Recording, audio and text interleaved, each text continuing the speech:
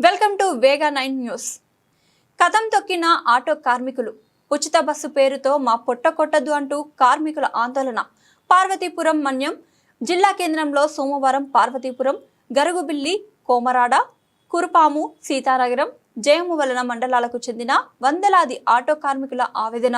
పార్వతీపురం పాత బస్టాండ్ నుంచి కలెక్టరేట్ కార్యాలయం వరకు సిఐటియు ఆధ్వర్యంలో భారీ ర్యాలీ నిర్వహించారు. ఈ కార్యక్రమంలో ఆటో కార్మికులు, సిఐటియు నాయకులు కొల్లిర్ సాంబమూర్తి, గంగనాయుడు, ఆటో యూనియన్ నాయకులు సబ్బన్న, సత్యనారాయణ, పోలినాయుడు పాల్గొన్నారు.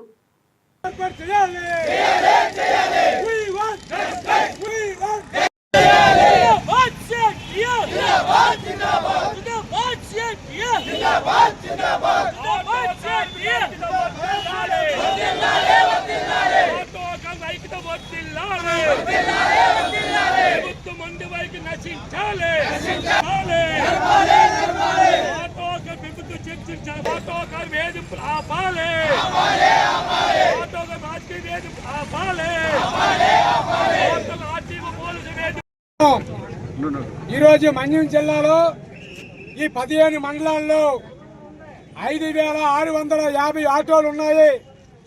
5,650 కుటుంబాలు ఈరోజు ఆటో వృత్తిని నమ్ముకుని జీవిస్తున్నటువంటి పరిస్థితి. రాష్ట్రంలో 12 లక్షల మంది ఈ ఆటో వృత్తిని, క్యాబ్ వృత్తిని నమ్ముకుని జీవిస్తున్నారు. కానీ రాష్ట్ర ప్రభుత్వం ఉచిత బస్సు పథకాన్ని తీసుకువచ్చింది. పథకాన్ని వ్యతిరేకించడం లేదు. మహిళలు ఉచిత బస్సు సర్వీస్ని సిఐటియు వ్యతిరేకించడం లేదు.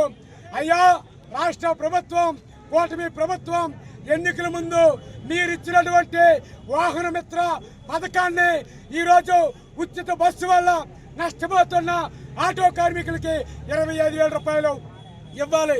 అలాగే వీళ్ళకి ఈరోజు సంక్షేమ బోర్డు లేదు.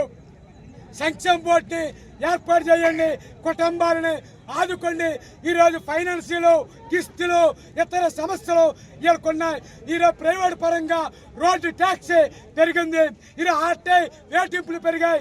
ఇవన్నీ కూడా కంట్రోల్ చేసి ఆటో కార్మికులు సంక్షేమాన్ని ఈరోజు నిలబెట్టవలసినటువంటి ఇచ్చి ఆటో కార్మికుల సమస్యలు, క్యాబ్ కార్మికుల సమస్యలు పరిష్కారం చేయాలని సిఐటియు డిమాండ్ చేస్తుంది.